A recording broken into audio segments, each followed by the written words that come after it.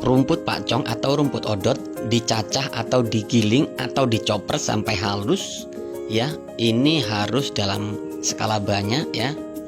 Kemudian nanti rumput pakcong dan rumput odot sejenisnya ini disilase ya. Nah, ini kebunnya seperti ini, dipanen secara skala besar, tidak hanya sedikit, dilakukan oleh beberapa orang. Nah, kemudian setelah rumput odot atau rumput pakcong dicacah sampai halus, karena ini kadar airnya tinggi, maka nanti akan dicampur dengan bahan pengering ya, yaitu menggunakan polar seperti ini.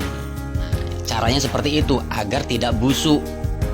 Nah, dengan pengering polar ataupun bekatul ini bisa mengurangi kadar air yang terkandung pada rumput odot ataupun rumput pakcong.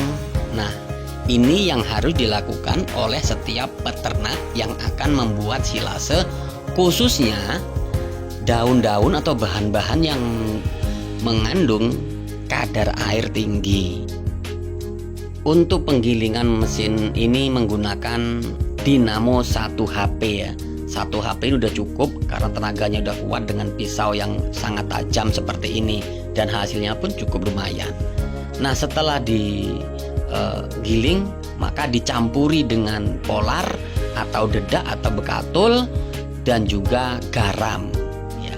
Fungsinya garam untuk menambah rasa silase tersebut agar ternak ataupun kambing kita ini semakin suka dengan pakan silase.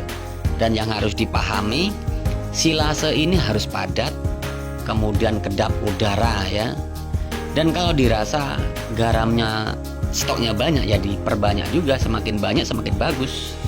Intinya saat nanti terjilat oleh kambing atau ternak kita, kambing langsung suka, langsung makan. Nah, seperti itu. Kalau dirasa kadar airnya masih terlalu tinggi, bisa ditambahkan polar kembali. Setelah merasa cukup, kemudian diaduk sampai rata. Tujuannya apa? Tujuannya adalah agar kadar air yang terkandung dalam rerumputan atau bahan dasar tadi itu bisa memadai ya. Dan kalau teman-teman tidak memiliki bahan pengering ini, bisa menggunakan juga matahari yang gratis, yaitu dijemur dulu atau dilayukan, setelah itu baru digiling atau dicoper. Nah, ini silase seperti ini mampu bertahan 4 bulan atau 5 bulan selama tidak terjadi kebocoran. Nah, bagaimana kalau bocor? Kalau bocor cepat-cepat dibongkar, kemudian diganti wadah. Yang busuk tadi bisa dibuang, kemudian bisa digunakan lagi untuk yang tidak busuk. Nah, seperti itu. Nah, untuk silase sendiri ini berapa lama bisa disajikan? Silase ini biasanya bisa disajikan itu 1 minggu dari pembuatan. Setelah dibuat seperti ini, dimasukkan ke kedap udara, seminggu kemudian bisa disajikan ke ternak.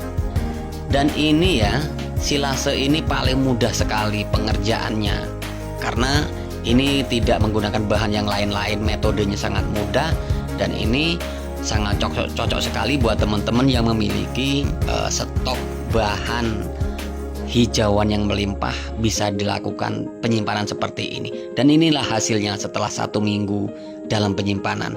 Hasilnya bagus, coklat, harum, dan tidak bau menyengat busuk.